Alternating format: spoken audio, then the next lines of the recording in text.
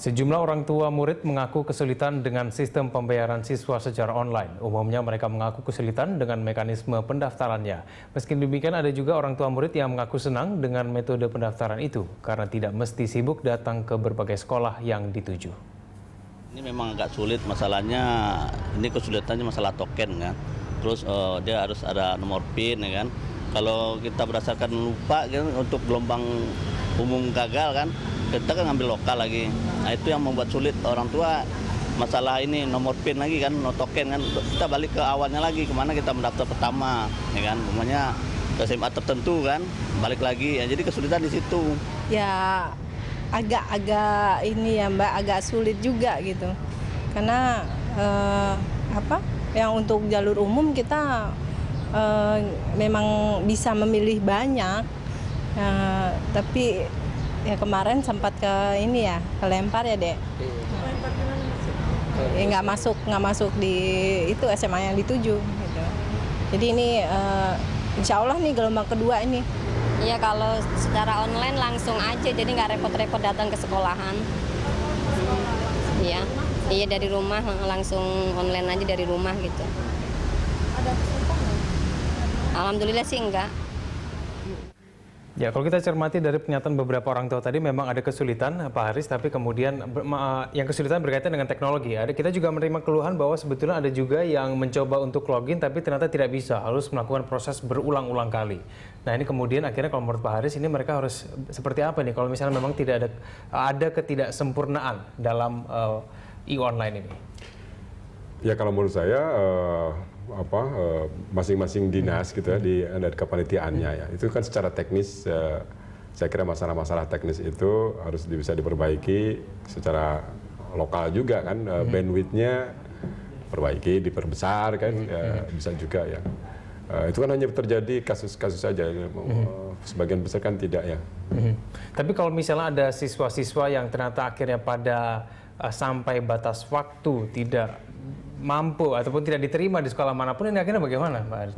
Mereka kan mempunyai beberapa tahap ya, ada adjustment nanti, karena setelah gelombang pertama itu kemudian kan siswa yang terima di pilihan pertama gitu kan, nanti kan ada yang kosong, ada yang itu kan ada kemudian yang kedua, gelombang yang kedua, tahap kedua, biasanya begitu, dan akhirnya pada akhirnya insya Allah semuanya ya bisa happy. Oke, semua bisa happy. Oke, baik. Saya ke Pak Jumono. Pak Jumono, kalau yang Anda terima nih keluhan sementara dari para orang tua yang mungkin melaporkan kepada Anda itu lebih banyak berkisar mengenai apa sih? Iya, seperti yang saya dikatakan waktu pendaftaran pertama, ya kan, yang melalui jalur lokal memang tidak ada masalah. Tetapi kami membantu beberapa orang tua murid yang tidak mempunyai komputer ya, tidak punya komputer, anaknya bisa di warnet penuh, karena juga di warnet penuh. Kami membantu mereka mendatangi kami daftarkan, ya kan. Nah di tahap kedua inilah yang di jalur lokal ini kami banyak menerima masyarakat yang di wilayahnya itu tidak sekolah SMP-nya terbatas, ya kan. Oke. Nah, kalau menurut Anda sendiri sebetulnya dengan menganut sistem online seperti ini itu sudah mengandung sistem keadilan dan juga kesetaraan belum sih Pak Jumono? Sudah. Masalahnya cuma adalah Dinas Pendidikan tidak mensosialisasikan ini jauh-jauh hari sebelum penerimaan siswa baru. Mestinya di jauh-jauh hari sudah disosialisasi. Ya kan, langkah-langkah awal mereka harus kemana itu harus dilakukan.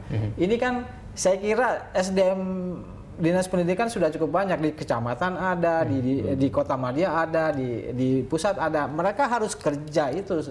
Saya kira harus melakukan kerja-kerja itu, ya kan? Karena kan masyarakat kita makin usia sekolah kita makin banyak, Pak. Betul. Usia sekolah kita makin banyak. Nah, ini harus kita atur supaya yang Mas bilang tadi ada keadilan. Ya kan, dan kualitas berkeadilan dan berkualitas lah.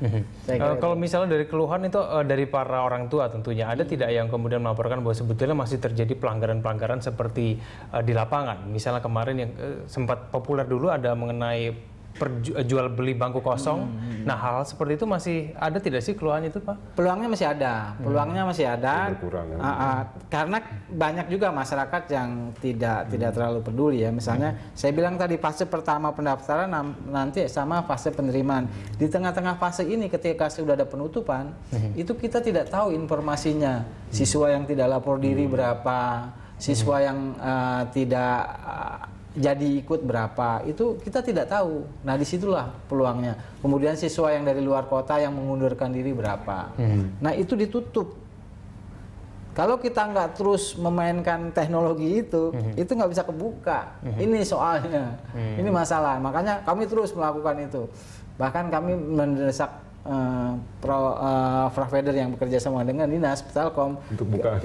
Untuk supaya kami gampang mengakses. MKKS. Iya, saya kira itu, ya kan? Oke, baik. Pak Jumana dan juga Pak Haris, kita akan lanjutkan dialog kita di segmen berikutnya. Pemirsa, jurnalisnya akan segera kembali.